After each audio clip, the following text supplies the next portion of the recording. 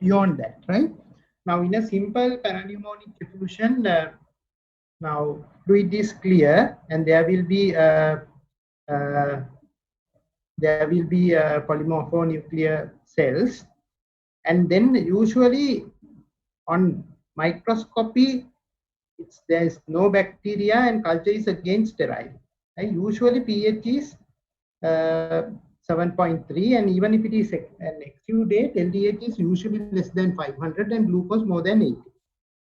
And when you look at the fluid to glucose ratio, it's usually more than 0.5, right? And in a sort of a complicated pneumonic effusion, and then the fluid will not be clear, and then there will be a lot of pus cells, and the bacteria, and then the microscopy may or may not be positive, right? And they may, sometimes it may positive, the microscopy or the culture result. And the pH will be less than 7.1, and LDH can be more than 1000, and glucose will be less than 40. And then fluid to glucose or serum to glucose ratio is less than 5, right? So complicated parapneumonic effusion is an indication to insert intercostal drainage for a patient with parapneumonic effusion, right? So these are the indications basically. So if it is really cloudy and if there are a lot of pus cells and all that, right? If you are draining thick pus, or the microscopy is positive, or the culture is positive, and the pH value less than 7.1, and LDH more than 1000, or the glucose level less than 40, right? So those are indications to insert a intercostal drainage, right? Can you all hear me? Yes, sir. Right. And then moving to the next question, right? So this is for group number 5, right? A 30-year-old man presented with cough and fever for 5 days. On examination, he was ill-looking, and investigation shows white cell count of 18,000, mainly neutrophil, CRP high, and then the chest X-ray shows multiple thin wall abscess formation. Right? So what is the most likely diagnosis? Number 88. Is 88 available?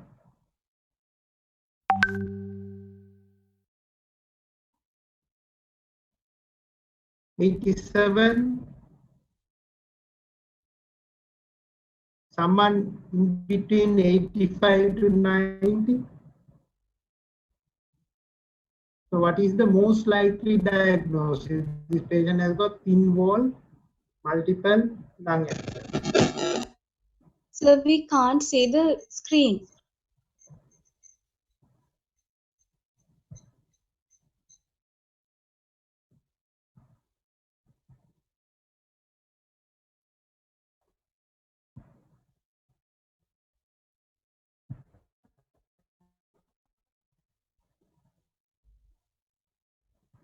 What about now? Pain over there? Yes, sir. Can you see yes, now?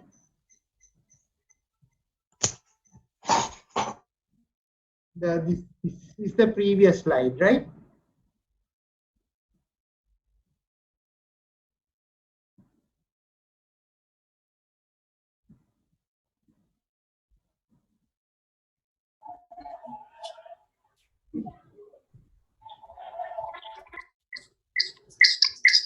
Right.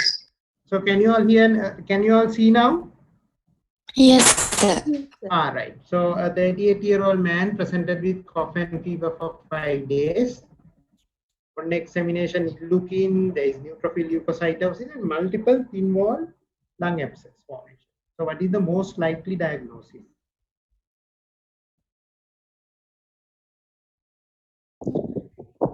Multiple lung abscess due to Staphylococcus aureus infection. Right. So if someone is having multiple thin wall lung abscess, then you have to always think about Staph aureus, right? Staphylococcus aureus. So can you list 5 risk factors for Staph aureus lung abscess formation? As it stated, as a male, he may be abusing IV drug abuse, and Right. he may have infected catheters like central venous, maybe a Okay. pacemaker, and Right. if he has already existing periodontal disease, and Can't hear clearly.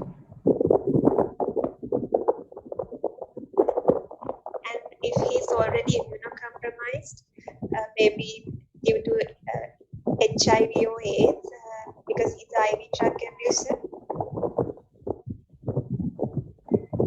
Right. So in a patient like this staphylococcal pneumonia, we have to, number one, we have to think about secondary bacterial infections. Whether the patient has had influenza or COVID or whatever it is, right? So these are notorious organism which can cause secondary bacterial infections, right? So in IV drug abusers, so we also always think about staphylococcal pneumonia, right? Staph pneumonia. So what else in a patient with IV drug abuse? If the patient is from is a IV drug abuser, if the patient is Infective coming with infective, endocarditis, which side, right or left? right side. Right. So they can end up having right-sided infective endocarditis. Again, that can lead to what? Multiple lung abscess formation as well. Right. So if a drug abuser come in with very high fever spikes and bilateral lung shadows, we must always think about right-sided endocarditis giving rise to multiple lung abscess formation. Right. And then the common complications of staph pneumonia, multiple thin-walled abscess formation, and they can end up having pneumothorax, empyema, and metastatic abscess formation and septic infarcts as well, right? So when we are treating these individuals, we must always treat with antibiotic, which is going to cover staph, right? Initially, before we get the culture report. So basically, we start with IV vancomycin, and then depending on the sensitivity pattern, we can change the antibiotic regime later on, right? So you must read about MRSA and methicillin resistant and methicillin sensitive staph aureus, right? Product right? Okay. So then I will move on to question number 6. Now this is again this patient. This is a chest X-ray again, showing multiple thin-walled. It's not really abscesses, but it's cavities, right? Multiple thin-walled cavities. So if it is abscess, then you have to see a sort of a air fluid level, right? Air fluid level. Okay. So moving on to the next question now, right? So this is question number 6, right? This is a chest radiograph of a 22-year-old 22-year-old businessman, and he presented with dry cough and difficulty in breathing for 4 to 5 days, right? So on admission, he was dyspneic with a respiratory rate of 36, and his oxygen saturation was low on room air, and this is a chest X-ray. So what is the most likely diagnosis?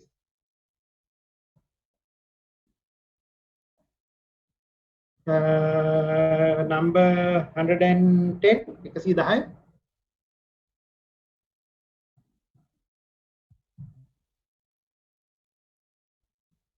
If not available, 108. And from that group,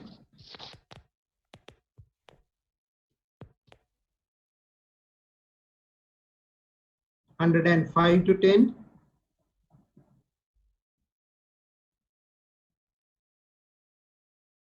Can you all hear me? Yes, sir. Yes, sir. Can someone Yes, answer? sir. Right.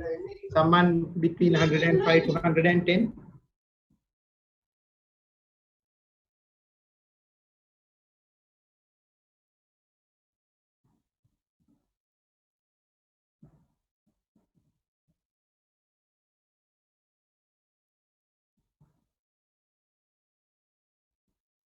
So 101 to 110, anyone? Sir, කියන්න උත්තරේ කියන්න. as there is bilateral, symmetrical, and diffuse opacification, this can be pneumocystic carina infection. Okay, very good. So it is again bilateral changes. Are they, so what is the site like? Is it all over the lung or in a specific area? Bilaterally. Around hilar area. Excellent. So they looks like a bilateral perihilar region mainly, right? So in addition, what are the other features that would support the diagnosis of PCP pneumonia? And so he's having cough and shortness of breath. And So mainly dry cough and dry. difficulty in breathing, isn't it? Right? Yes. And what else? And he's not having fever. Yeah, you have missed that. So should have fever, right? Anything else? And patient is dyspneic and desaturation with minimal cough, dry cough, and difficulty in breathing, right? Again, a 22-year-old businessman, right? This is common in patients who are immunocompromised, right? So so then again, diagnosis is PCP pneumonia, right? So again, now how are you going to confirm this diagnosis? Is it easy to confirm the diagnosis in PCP pneumonia, pneumocystis pneumonia? We can do sputum microscopy, and we can stain with silver stain and comrie methymine stain. So that is a special stain for PCP, isn't it? Yes. And right. Again, just a sputum report may not be sufficient for that. So, do you want to do any investigation or any intervention to get a good sample? Bronchoalveolar lavage. Very good. So you have to do a bronchoscopy and a bronchoalveolar lavage, right? So how are you going to treat these people? So we can give as a, we have to consider whether he's an immunocompromised patient or not, and we have to give intravenous cotrimoxazole as the first line therapy for 21 days. Do we have intravenous preparations in our setup? It's mainly oral, isn't it? Which we have. So normally, anyway, we have to treat them with cotrimoxazole, right? Cotrine. I think it's 960 milligram twice. Sir, can you take mycoplasma pneumonia as a differential for this patient? So this is the type of question you are going to get in SBA type of question, right? So again, you have to select the most likely diagnosis. So if it is mycoplasma pneumonia, then there will be another features supporting the diagnosis of mycoplasma. Now here it's mainly a young patient, businessman, right? So they will say something like frequent foreign travel and all that, right? And coming with difficulty in breathing. And the important thing is patient has got patient is dyspneic and desaturated. And chest X-ray, there are bilateral perihilar shadows. So the number one, the most likely diagnosis would be pneumocystic pneumonia, PCP pneumonia. Right. Any other questions? Right. So shall I move on to question number 7? Right.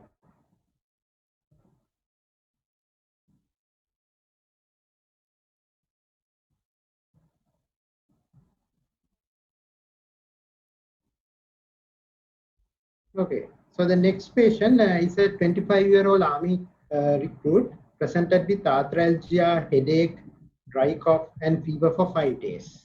Right. So on examination, oxygen saturation is 91 on room air, and patient is dyspneic with a respiratory rate of 38, and auscultation of the lung showed only few bilateral crepitations, right? Only few bilateral crepitations. So this is the chest X-ray. So patient is dyspneic and desaturating on auscultation, minimal chest size. And again, when you look at the chest X-ray, there are bilateral lot of changes, right? And we did a white cell count. White cell count is 5,400, hemoglobin 9.9, blood picture, there is agglutination of red blood cells, right? SGOT, SGPT is slightly elevated, electrolytes normal, and serum creatinine is again normal, right? Anyone from group number 7? Someone like number 122? මේ ළඟින් ඉන්න කවුරු හරි කියන්නකද දැන් මම කාලත් නැහැ බඩිකිනි මහන්සි 122 to 130 anyone, any volunteers? So next time I will come with a sort of a name list as well.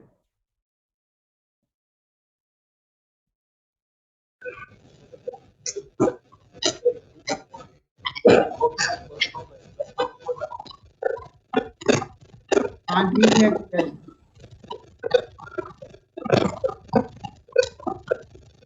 I can't hear you. Atypical pneumonia caused by mycoplasma pneumonia. Right, so it's like a atypical pneumonia, right? Okay, mycoplasma pneumonia. So why do you say it is mild? So what are the features supporting the diagnosis of mycoplasma pneumonia in this patient? History and investigation findings.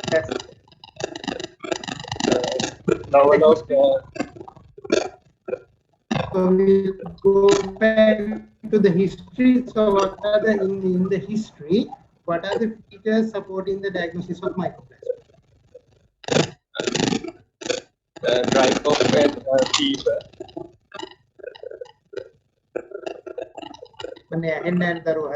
Anyone else?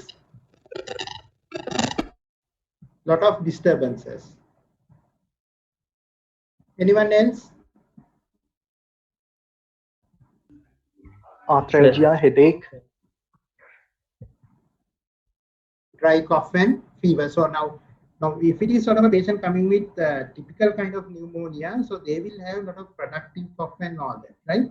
So but this patient has got presented with arthralgia, headache, non-specific symptoms and a dry cough, right, in the history.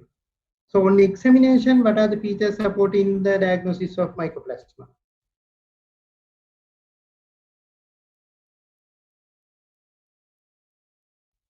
Minimal lung signs. Right, okay, minimal signs, right? But still the patient is dyspneic and desaturating, right? And then on chest X-ray,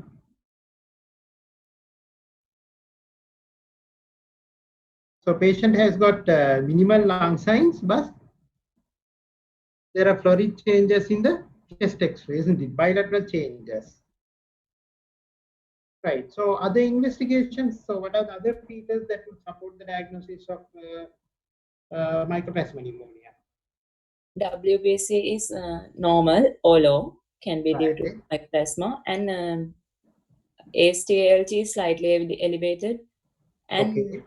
serum electrolyte sodium is low margin. And as exception, serum creatinine can be elevated, but it's normal. So what do you think about hemoglobin and the blood picture? hemolytic anemia is caused by mycoplasma, so agglutination of red blood cells is seen. So what kind of hemolytic anemia you get in mycoplasma? Antibody meeting. I didn't get you. What kind of hemolytic anemia do you get in mycoplasma? Severe autoimmune. So again, right? Okay, there are two types. Right? Cold type Autoimmune and cold type. acne. Right. Or right. Okay. Hormone. Okay, there will be cold type autoimmune hemolytic anemia, right? So you have to give a specific answer. You can't say hemolytic anemia and escape, right?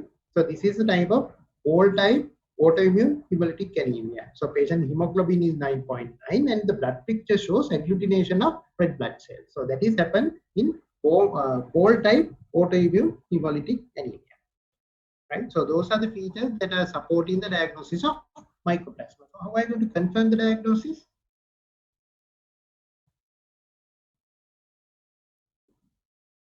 So how are you going to confirm the diagnosis, mycoplasma? Mycoplasma antibody test. Right, so you have to do mycoplasma antibody test, right? A single cutoff, a single value which is higher than the cutoff value, or you have to show the rise in mycoplasma antibody titers, right? So how are you going to treat this patient? So what is the antibiotic you are going to use? IV clarithromycin. But do you want to use? Oral erythromycin. IV clarithromycin. So IBO oral, you have to use clarithromycin. And nowadays we don't use erythromycin in our ward setup. So if the patient is severely ill, we have to start IV clarithromycin. So why not IV ceftriaxone for this patient? Why do you want to start IV clarithromycin? What is the reason? Ceftriaxone is act on cell wall bacteria. This is not a cell wall bacteria, so we have to start clarithromycin. Right, so we have to start a macrolide for this patient. So usually in our ward setup, what we use is IV or oral clarithromycin. So what is the major clinical problem which we encounter with IV clarithromycin? Thrombophlebitis. Thrombophlebitis, right? So it will be extremely painful for the patient, right? Okay, and right, then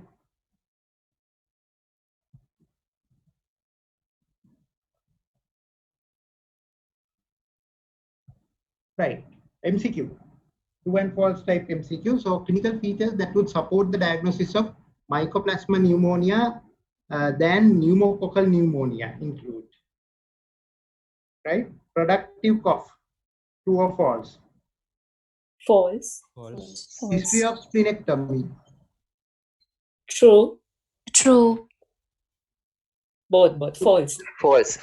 why splenectomy? So then they are more prone to develop infections due to capsulated organisms. Pneumococcal.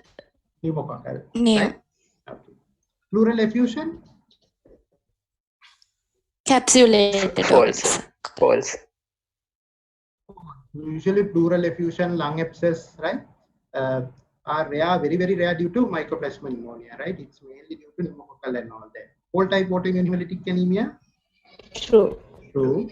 And good response to ceftriaxone, False. false. Right. So moving on to the last question, right? Okay, so this is for the last group number 8. So it's a 45-year-old woman presented with cough and cough, vomiting, diarrhea, and fever for 5 days, right? Cough, vomiting, and diarrhea. On examination, she was dyspneic, and auscultation of the lungs revealed ghost crepitations over the right lower sole, right?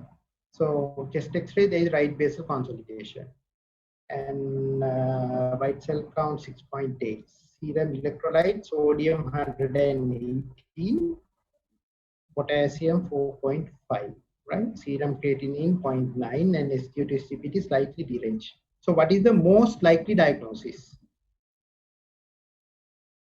148.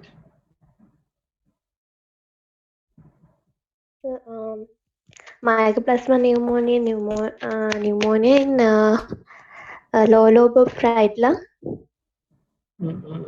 But now when you look at this patient, now this is different from the previous story, right? So when you look at the investigations, now in addition to patient has got presented with cough. So what are the other two features this patient is having apart from cough and fever? Having vomiting and diarrhea. Diarrhea. Right? and diarrhea. So any other abnormality which you can see in investigation results? Sodium is low, 180. Sodium is low. Hyponatremia. Sodium, patient has got hyponatremia. So vomiting, diarrhea, fever, right? Chest signs and hyponatremia. So then, what is the most likely diagnosis? Legionella pneumonia. So then again, this is a sort of a classical feature you will get in Legionella. So they will have GI disturbances, hyponatremia and all, right? So then the most likely diagnosis would be Legionella, right? So the features supported to arrive at the diagnosis are basically GI symptoms like together with cough and fever, patient was having vomiting and diarrhea, right? And there is right basal consolidation again with hyponatremia, right? And whenever you see a patient with hyponatremia, you have to think about Legionella as well as syndrome of inappropriate secretion of ADH due to pneumonia, SIADH. Right. So how are you going to confirm the diagnosis? Urine antigen tests. Right, that is very important. So again, you can check urinary Legionella antibody antigen test, right? In addition, you can do what? Hematological investigation. So like in mycoplasma, mycoplasma, what is Cope test. What? Antibody data. So again, you have to look for Legionella antibodies, right? Legionella antibodies, right? Okay. So how are you going to treat this patient?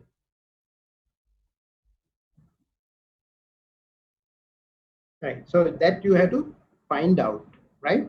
So you must know how to treat. So in treatment and all, Legionella, when you are suspecting, when you see hyponatremia and all that, so you must find out how to treat, right? So again, now Kumar and Clark, you have to go through again, and you have to specifically about antibiotics regime according to the curve 65. I'm not quite sure about giving coamoxiclav and oral clarithromycin to a patient with a curve score of 4 out of 5. Right? You have to carefully go through that because in your exam setup they will question on that. Right? So in addition, if someone with COPD or bronchiectasis, right, coming with chest infection, with productive cough and fever and high white cell count and all that. So what is the antibiotic you want to start? Ceftazidime. So you have to start ceftazidime. Why do you want to start ceftazidime? To cover? Pseudomonas. You want to cover Pseudomonas, right?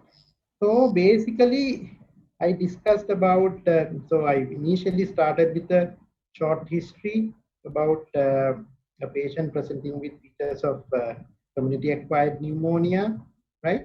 And then patient found to have right apical pneumonia, right? So in that case, in addition to the usual organisms which we consider like Streptococcus and all that, Haemophilus influenzae and all that, in addition to those things, we have to consider always gram-negative organisms, right? Like Klebsiella, E. coli, and Pseudomonas, right?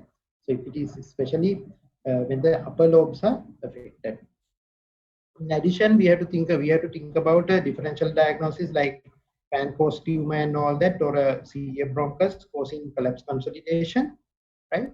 And collapse consolidation. And in addition, we must always, in our part of the country, we have in the world, we have to think about pulmonary tuberculosis, right? And then we discuss about investigations and management. Again, now you all have to, after this, you all have to go through the antibiotic regime according to the curve 65 score, right? And then we discussed basically about unresolved pneumonia possibilities. And then our patient was showing a chest X-ray of right apical abscess formation, and then discuss about organisms and management and duration, antibiotics duration, right? And then patient coming with right-sided empyema, right? Diagnose and indications to put a IC tube and all that. Intercostal drainage, that is extremely important. You must know the indications to put a IC tube when there is a patient coming with parapneumonic effusion, right?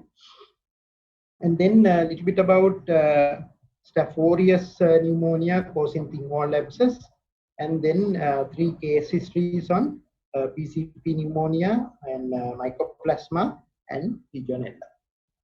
Right. So is this useful? Yes, sir. Yes, sir. Yes, Right. Okay. Right. So Yes, shall sir. I stop now? So do you want to ask any questions? So can you please explain a little bit about viral pneumonia? About COVID? No, sir, just if the presentation and what are the differences that we found in? Basically, the patients now, if you take influenza and all that, right? Influenza and all that, your patient will have basically upper respiratory tract signs initially, like runny nose and all that, right? And then subsequently, the patient can develop secondary bacterial infections, right? So, in addition, when you do the full blood count and all that, the white cell count may be low and the platelet count may be the lower side, and then patient might have any viral infection can cause slight elevation of SGOT and SGPT, right? So in addition, when you do the chest X-ray, patient may have bilateral changes as well. So that can happen with influenza. So the same thing might apply, might be able to apply for COVID-19 as well. So in addition to the upper respiratory signs you get in influenza and all that, these people will have the problems with smell and taste, right? And then these individuals will have the upper respiratory signs, including sore throat and all that, and then productive cough and all that. So they can usually, if they are going to deteriorate, usually it's going to happen on day 8, 9, 10 days, right? And people really don't know what is going to happen, but again, the patients are going to get a sort of a multi-organ involvement at that stage. Right. Anything else? Sir, Okay, you can ask. sir, for treatment for Legionella pneumonia, book says fluoroquinolone. Sorry, sir, flucloxacillin. Can we use cloxacillin instead of that? For what? Legionella. No, Legionella you can't. Flucloxacillin is basically for things like Staph aureus and all that. Okay, sir. Right? So clindamycin, flucloxacillin, and so that is for methicillin sensitive ones basically, and then vancomycin and all that for Staph aureus. So Legionella again, you all have to read about that, right? Okay, sir. Right. Anything else? Sir, do we have a upper limit of CRP and ESR to decide the severity of pneumonia? I really don't know about a real cutoff value like that. Like so usually it's again depending on the patient's condition. So if the patient has got it will be really difficult to differentiate, because even if the patient is having viral pneumonias, right? So still with the secondary bacterial infection, they can have high CRP values, right? So in addition, basically low white cell count can be seen in viral pneumonia patients. So in addition, even in mycoplasma and all that, they will have a normal white cell count. Right. There is no such cutoff limit, but if it is elevated, then we have to always think about bacterial infections rather than viral infections. But again, in secondary bacterial infection with viral infections, you can have elevated CRP as well. It means after seeing of the CRP, depending on the CRP and ESR, we can decide the severity of the pneumonia. So if the CRP is elevated, if the white cell count is more than 20,000 or white cell count less than 4,000, if the CRP is elevated, right, and if the patient's clinical condition is not improving with the treatment, in addition to the CURB 65 score, we have to take other factors as well to assess the patient's severity. Not only these things, so again, cell count, very low white cell count, positive blood culture, right, resistant organism will always, all these factors will indicate that the patient is having severe pneumonia. So even high CRP indicates automatically, if it is more than 100 or something like that, again, that will indicate that the patient is having severe pneumonia. But again, if you read a book, there is no such cutoff limit for CRP, which I have come across. So I cannot say Okay, sir. Thank you, sir. CRP is 51, patient is having severe pneumonia. But we have to take all the factors and then we have to discuss, right? Sir, thank you, sir. Sir, national antibiotic guideline says in CURB 3 to 5 patient, ceftriaxone 1.2 plus clarithromycin, sir. That's the thing now. That is what we use now. Simple pneumonias, 1 to 2. So basically, you can use coamoxiclav and oral clarithromycin, right? So if it is really 0 or 1, then you can use if the patient is admitted, right? We can even use oral antibiotics, oral coamoxiclav or oral clarithromycin 0 to 1. Then 1 to 2, then we can basically use intravenous IV coamoxiclav, and we can combine that with clarithromycin oral to cover atypical organisms, right? So if it is 3, 4, 5, then the patient is having very severe pneumonia, right? So we have to think about covering gram negatives. In that case, basically we have to go for third generation cephalosporin, and then we have to combine that with oral or IV clarithromycin. So Okay, they have described in Sri Lankan guideline. National antibiotic guideline. What we usually practice in our setup, right? I don't know about this Kumar and Clark. Kumar and Clark says coamoxiclav, sir. In 9th edition.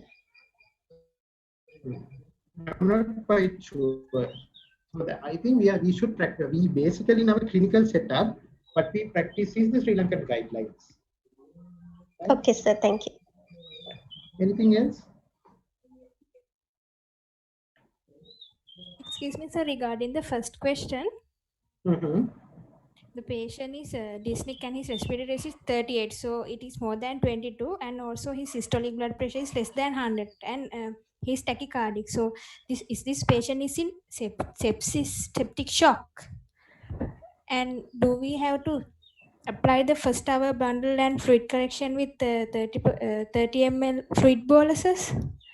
Okay, basically I made the blood pressure on the lower side basically to increase the CURB's 65 score, right? I wanted to make clinically, I wanted to make it 3 or 4. That is why I made the blood pressure on the lower side. So if someone is having a low blood pressure, yes, of course, right? We have to. That is why I have the one sentence I wrote: optimize hydration and all that, right? So you must always think about the low blood pressure as well.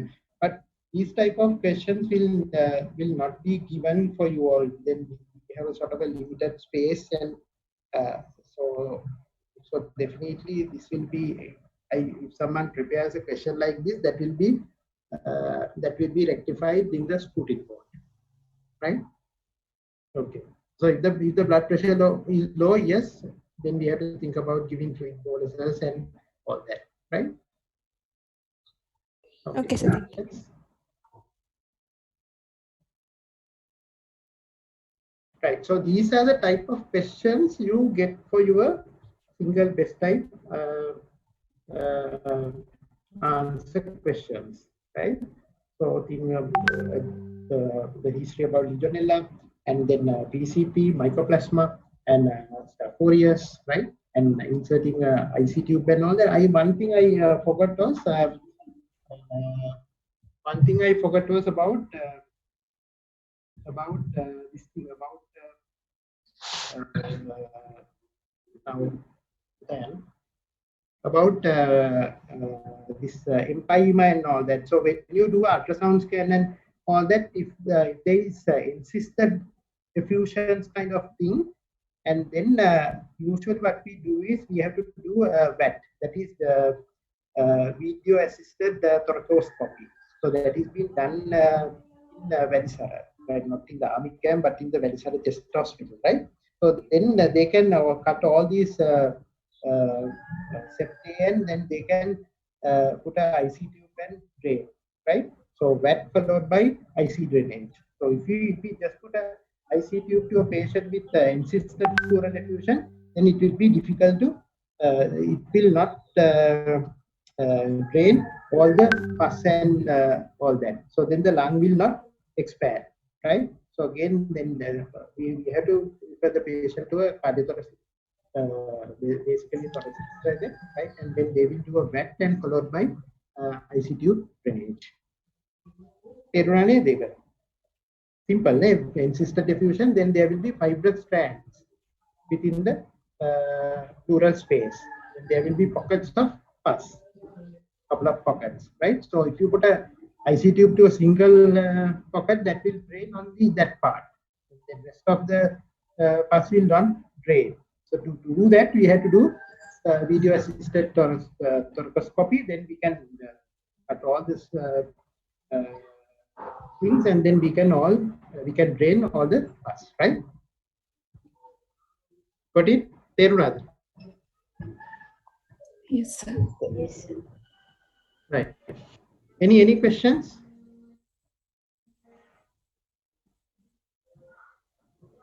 Right. So shall I stop this now? Is this useful? Yes. Yes, sir. Sir, lot. Huh? Yes, sir. Yes, sir. It's a lot. Hindu Tehra. Right.